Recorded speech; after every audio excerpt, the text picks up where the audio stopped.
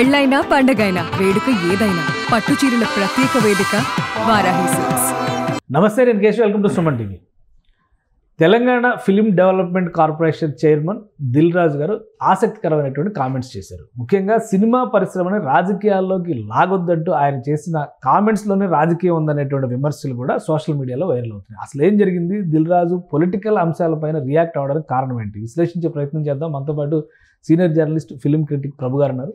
ప్రభు గారు నమస్కారం. నమస్తే. దిల్ రాజు గారు చేసినటువంటి ట్వీట్ ఫిలిం డెవలప్మెంట్ కార్పొరేషన్ తరఫున ఆసక్తికరంగా ఉంది. ముఖ్యంగా నేరుగా కేటీఆర్ గారిని ఉద్దేశించి ఆయన పేరు పెట్టి మరి మీరు రాజకీయాలు చేస్తున్నారు, దీని పర్యవసానాలు ఇండస్ట్రీ మీద పడుతున్నాయి అన్నారు. ఏంటి అసలు ఏం జరిగింది? కేటీఆర్ గారు ఏం చేశారు? ఇండస్ట్రీ దానికి ఇబ్బంది పడాల్సిన పరిస్థితి ఏమొచ్చింది?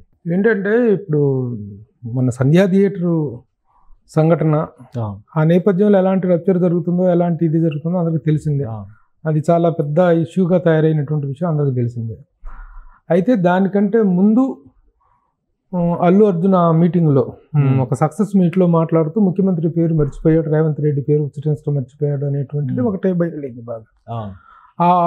అలా మర్చిపోయినందుకే కక్షగట్టి ఈ విషయాన్ని ఇంత దూరం తీసుకెళ్తున్నారనేటువంటి వ్యాఖ్యానాలు కేటీఆర్ చేయటం జరిగింది.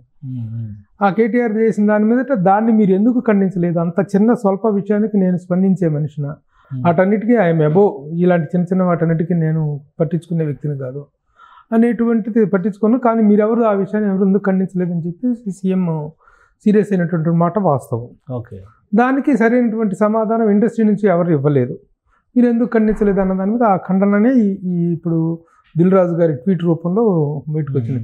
ఎందుకంటే అసలే ఇప్పుడు ప్రస్తుతం ఇండస్ట్రీ చాలా క్లిష్ట పరిస్థితుల్లో ఉంది, దేశం నుంచి క్లిష్ట పరిస్థితుల్లో ఉందన్నట్టుగా నూతన్ ప్రసాద్ డైలాగ్ లాగా ఇప్పుడు ఇండస్ట్రీ క్లిష్ట పరిస్థితుల్లో ఉంది.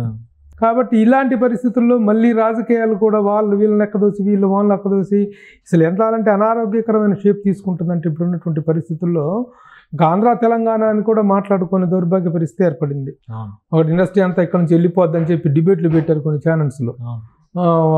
మీరు పోండ్రా ఆంధ్ర వాళ్ళంతా ఆంధ్రాకి వెళ్ళిపోండ్రా అని చెప్పేసి కొంతమంది మంత్రులు స్థాయి వ్యక్తులు ఎమ్మెల్యే స్థాయి వ్యక్తులు డైరెక్ట్గా బహిరంగంగా వాళ్ళు మాట్లాడటం జరిగింది.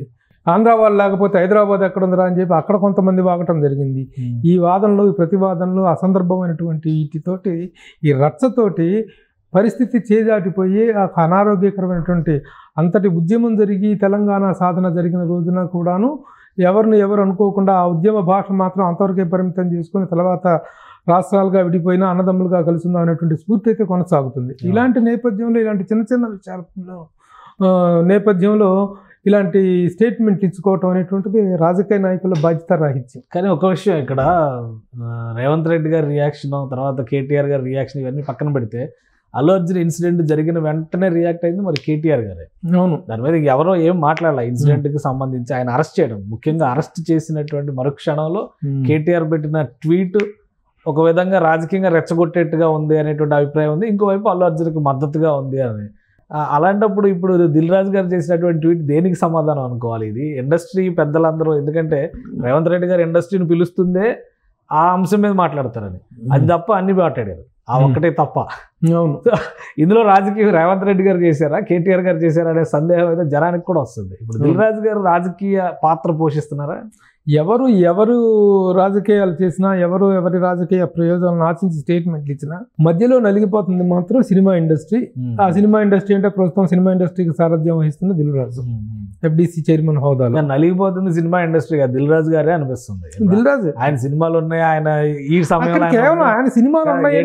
ఇప్పుడు ఆయన పిలిచారు, ముఖ్యమంత్రి గారు పిలిచారు, కండిషన్ సప్లై అనేది ఓన్లీ ఇండస్ట్రీకి వర్తిస్తుంది. ఆ ఇండస్ట్రీకి ఆయన ఏం చేస్తున్నారో కూడా చెప్పాలి కదా. మేము గ్లోబల్ విజనరీ చేస్తున్నాం అని చెప్పంటే RRR సినిమా రేవంత్ రెడ్డి గారు చెప్తే తీయలేదుగా, బాహుబలి సినిమా రేవంత్ రెడ్డి గారు చెప్తే తీయలేదు. ఇప్పుడు పుష్ప కూడా ఇండస్ట్రీ చేసినటువంటి ప్రయత్నమే కదా. ఇండస్ట్రీకి, సినిమా రంగం, ఇండస్ట్రీకి ప్రభుత్వం ఏం చేస్తుంది? ప్రభుత్వం ఇండస్ట్రీ కోసం ఇలా నిలబడుతుంది కాబట్టి ఇండస్ట్రీ ఆ హుందాతనాన్ని కాపాడాలి అనేటువంటి ఒక మెసేజ్ ఇస్తే అర్థం ఉంటుంది. కానీ ఒట్టిగా పిలిచి వాళ్ళ చేత క్షమాపణలు చెప్పించుకున్నారు. లాస్ట్ టైం జగన్మోహన్ రెడ్డి గారు ఏం చేశారు, ఇప్పుడు రేవంత్ రెడ్డి గారు అదే చేశారని కూడా విపరీతంగా ట్రోల్ అవుతున్నాయి. అన్నిటికీ సమాధానం చెప్పలేరు కదా. కేటీఆర్ గారు మాట్లాడారు కాబట్టి ఇప్పుడు కేటీఆర్ గారిని కౌంటర్ చేస్తున్నట్టుగా ఉంది. అంతే అనుకోవాలి. అలాగే జరుగుతుంది. కానీ ఇది అంతా కూడాను అటు నుంచి వాళ్ళు మాట్లాడినా వీళ్ళు మాట్లాడినా రప్చర్ అనేటువంటి జరుగుతుంది. జరిగిన సంధ్యా సంఘటన అనేటువంటిది ఒక దురదృష్టకర సంఘటన అయితే దాని మీద జరిగినటువంటి వాదోపవాదాలు, దానికి పరిష్కారంగా దానికి నేపథ్యంలో ముఖ్యమంత్రి మీటింగ్ పెట్టారు, అమెరికా నుంచి దిల్రాజు రాగానే మీటింగ్ పెట్టారు అనుకుంటే ఆ విషయం ఈ ప్రస్తావనకు రాకుండా కేవలం industry globalisation, Telugu global cinema ఇండస్ట్రీని అంతర్జాతీయ స్థాయికి తీసుకెళ్ళనేటువంటి మాట్లాడటంతో ఒక అసంతృప్తికరమైనటువంటి మీటింగ్ గానే మిగిలిపోయింది. అది ఇప్పుడు దిల్రాజు గారు చీకట్లో యుద్ధం చేస్తున్నట్టు ఉంది. అలాగే ఉంది. ఇప్పుడు సమాధానాలు ఇవ్వలేని పరిస్థితుల్లో ముఖ్యమంత్రి రేవంత్ రెడ్డి గారి తరఫున వకాలతా తీసుకున్నట్టు ఉంది తప్పితే వాస్తవాలు మరి ముఖ్యమంత్రి తరఫున వకాలతా తీసుకోకపోతే ఈ రోజున ఎఫ్డీసీ చైర్మన్ అనేటువంటి ఒక బాధ్యతాయుతమైన పదవిలో ఉన్నప్పుడు ముఖ్యమంత్రి తరఫున వకాలతా తీసుకోకపోతే జరుగుతున్న పరిణామాలు జరగని అని చెప్పేసి రెచ్చగొట్టే పరిస్థితుల్లో ఆయన ఉండలేరు కదా. ఇండస్ట్రీ అనేటువంటిది, ఇండస్ట్రీలో బాధ్యతాయుతమైనటువంటి వ్యక్తి ఎవరైనా సరే ప్రభుత్వాలతో ఒక సామరస్యపూర్వకమైన వాతావరణంలో పనులు సాధించుకునేటువంటిది చూడాలి. ఇప్పుడు ఈయన 2 సినిమాలు ఉన్నాయా, ఇంకో 3 సినిమాలు మొత్తం డిస్ట్రిబ్యూషన్ అంతా ఈ సంక్రాంతి అంతా ఆయన మీదనే ఉంది, నో డౌట్ అబౌట్ దట్. ఈ సంక్రాంతి అంతా దిల్రాజు మీదనే ఉంది. 2 సినిమాల నిర్మాత, ఒక సినిమా డిస్ట్రిబ్యూటరు అంతా పూర్తి స్థాయిలో ఉంది. కేవలం ఆ పనుల సాధన ఒకటే కాదు కదా, రేపటో ఇప్పుడు తీసుకునే నిర్ణయాలు ఇవి కాదు, రేపు ఉగాదిని ఒక 4 సినిమాలు వస్తాయి, ఆ సినిమాల విషయంలో కూడా ఒక సామరస్య ధోరణి ఉండాలి కదా. ఇప్పుడు దిల్రాజు తన సినిమా నిర్మాతగా పక్కన పెట్టేసి ఎఫ్డీసీ అధ్యక్షుడు అనేటువంటి పాయింట్ ఆఫ్ వ్యూ అదనపు భారం అవుతుందా దిల్రాజు గారికి? డెఫినెట్ గా అదనపు భారమే. గతంలో కేటీఆర్ గారితో ఆ గవర్నమెంట్ తో కూడా సత్సంబంధాలు ఉన్నాయి. ఆయన బలగం సినిమా వాళ్ళ అమ్మాయి ప్రొడ్యూస్ చేస్తే కేటీఆర్ గారు ముఖ్య అతిథిగా వచ్చి మాట్లాడినటువంటి పరిస్థితి ఉంది.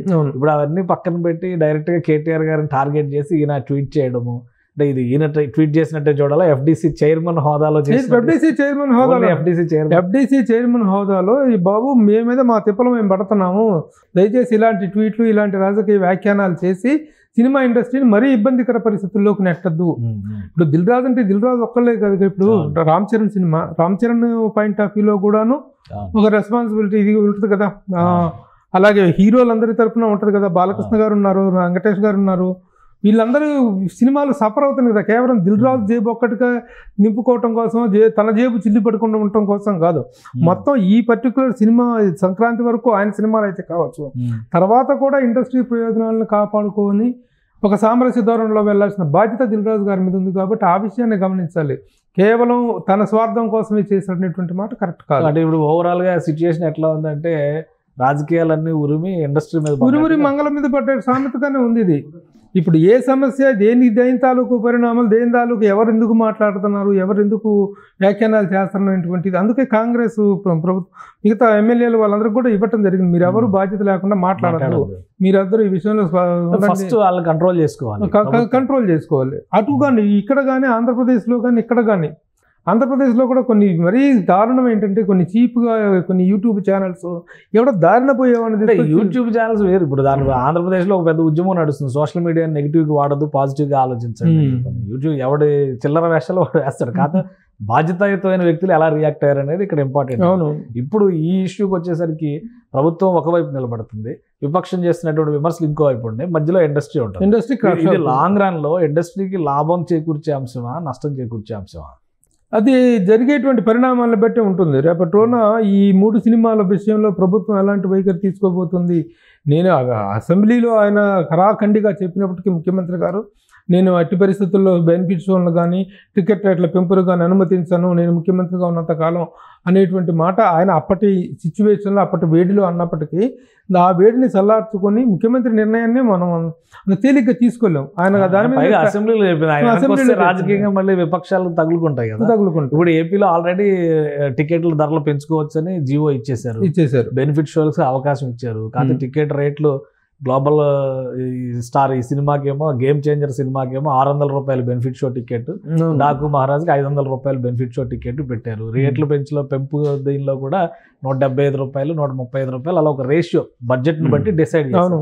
ఇప్పుడు తెలంగాణలో ఉండే అవకాశం ఉందా? ఈ కీచులాట్లే సరిపోతున్నాయి. డేట్ దగ్గరకు వచ్చేస్తుంది, డెడ్ లైన్ వచ్చేస్తుంది దగ్గరికి. బట్ నేను అనుకోవటం మాత్రం రేవంత్ రెడ్డి గారు గతంలో ఈ సంధ్యా నేపథ్యంలో జరిగినటువంటి సంఘటన నేపథ్యంలో కానీ మరికొన్ని విషయాల నేపథ్యంలో కొంచెం హార్ష్గా ఉన్నప్పటికీ కూడాను సినిమా రిలీజ్ చేయడానికి ఆయన కూడా కొంచెం సానుకూలంగా మారుతారు అనేటువంటి ఆశాభావం అయితే ఉంది.